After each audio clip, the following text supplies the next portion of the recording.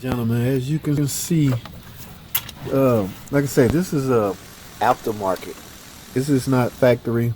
I can almost assume somebody put this on and over torqued it, over tightened the 10mm bolts and cracked this. Okay, because all the coolant was coming from up in this area, and it was dripping down on top of the water pump, which can easily lead you to believe that the water pump is leaking. It's leaking, which when in fact it's coming from this is called a crossover tube. Okay, and this is a thermostat in the housing. So what I have here is a new crossover tube I'm about to install in a new thermostat housing. Okay, it's fairly easy, at least it look easy.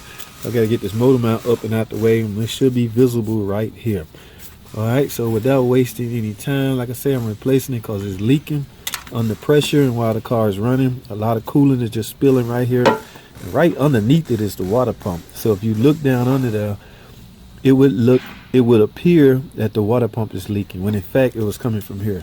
So let me get to replacing this, and I'll try to film as much as I can. Let's get to it. You will need a jack stand to support the engine up, because we're about to remove this motor mount right here. We got to get it out the way. All right, so let's take all these bolts off.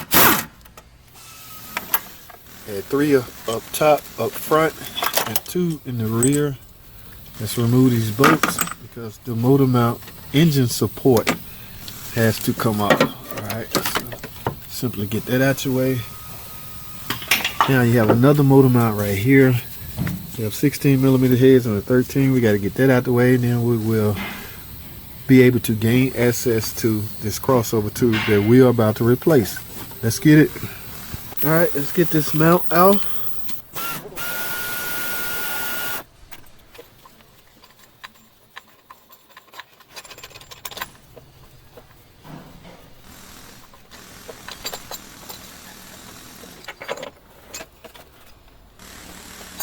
All right, we got that out the way. Now we can see the housing.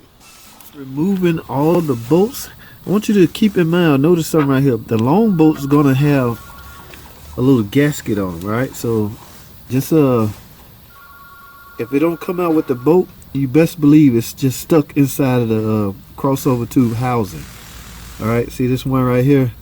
It looks like it's about to come out, but you want to put these back inside of the new crossover housing. All right, that just helps with sealing, that's all. So all the long one's gonna have that little seal ring on it. All right, so let's finish getting this off.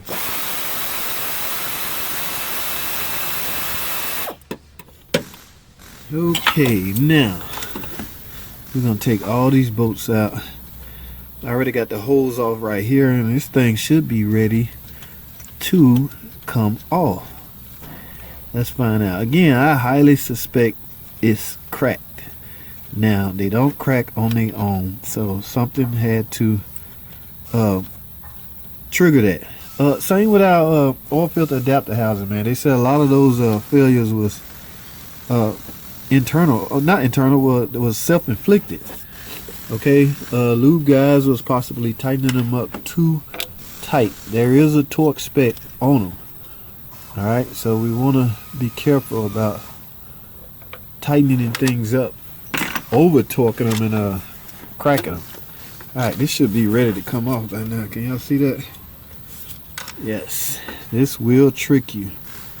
You would think it's your water pump. Now chances are, depending on the mileage, it's probably a good chance or a good time to go ahead and replace the water pump while you're down there. Get you a thermostat, water pump, and a crossover tube. Well, the crossover tube is not really a wear item, so it's not. It don't just wear. Here it is, ladies and gentlemen, your crossover tube. It may be hard to visibly see the crack, but this thing was leaking like right up in this area with the new thermostat and housing on it. So this is the part that we replaced. It's a stress crack on here. All right, so I'm not gonna waste time, and I'm not gonna waste time filming installing it. Here's the new one. Simply reverse the removal procedure and you should be home free. Don't forget, you're going back in with a new thermostat housing. Don't forget also to bleed the cooling system when you're done. Here's the bleeder screw right here, and that should about do it. always test drive your car after everything done. Then top off the reservoir. This is the washer fluid, but the reservoir is over there, so top that off, and that should about do it. That's all I have, ladies and gentlemen. Thanks for watching. I just showed you how to track down a coolant leak that could easily be misled or look like the water pump. Okay, so it turned out to be the crossover tube. All right, so that's all I have, man. Thanks for watching. Comment, subscribe. I'll see y'all in the next video.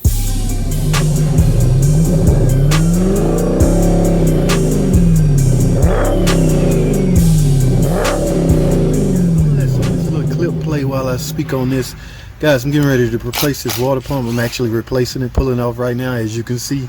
Now as far as the fluid that's coming out, I'm not sure what this is, guys, but I do want to highlight the importance of using antifreeze. Okay, the correct mixture of antifreeze, coolant, whatever y'all calling it these days. That is very important, guys. Water is not acceptable, guys, especially different types of water. Okay, it will rust out your system, guys. Coolant has anti-rust inhibitors and things like that in it that will help prolong the life of your water pump, heater core, radiator, things like that, your complete cooling system. So the correct mixture of antifreeze is extremely important when going back to refill your cooling system. All right, just want to highlight that importance. Okay, did it do any damage to this? I'm not sure. Okay, but I know I will go in with the correct antifreeze when I get ready to refill it and bleed it. All right, that's all I have, man. #shorts.